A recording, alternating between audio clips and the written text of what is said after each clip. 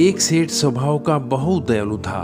वह हर किसी को पैसे यूं ही उधार दे दिया करता था, लेकिन पैसे देते समय वह सभी से बस एक ही सवाल पूछता था कि कर्ज कब लौटाओगे? तुम यह उधार इसी जन्म में लौटाओगे या अगले जन्म में लौटाओगे?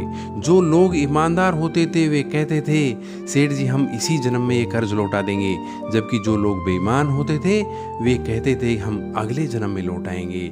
बेईमान लोग सेठ को मूर्ख समझते थे। वे सोचते थे कि कौन सा आदमी अगले जन्म में पैसा लौटाने के लिए आएगा। एक बार एक चोर सेठ के पास गया और उससे उधार मांगने लगा। सेठ ने चोर से पूछा कि तुम उधार कब लौटाओगे? इसी जन्म में लौटाओगे या अगले जन्म में लौटाओगे? चोर ने कहा मैं अगले जन्म में लौटाऊंगा। सेठ ने चोर से को पैसे देने के लिए अपनी तिजोरी खोल दी। चोर को तिजोरी में बहुत सारा माल दिखाई दिया। चोर ने सेठ के घर चोरी करने का प्लान बना लिया।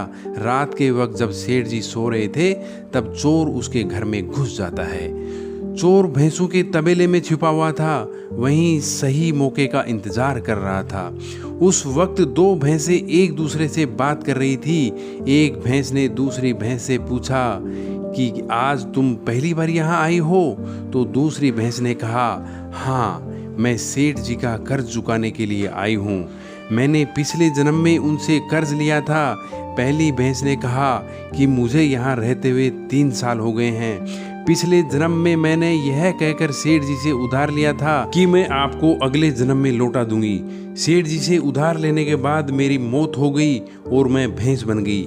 मैं सेठ जी का कर्ज दूध देकर चुका रही हूँ। जब तक मैं सेठ जी का पूरा कर्ज नहीं चुका देती तब तक यहीं रहूंगी। यह बात सुनकर चोर हैरान रह गया।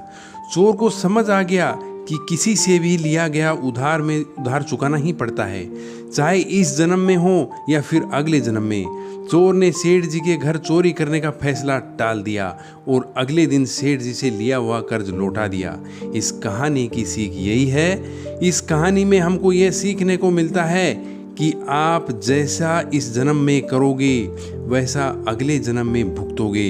इसलिए अपने जीवन में कभी भी बुरे कर्म नहीं करने चाहिए, अन्यथा आपको अगले जन्म में बुरे कर्म भोगने पड़ेंगे। थैंक यू, धन्यवाद।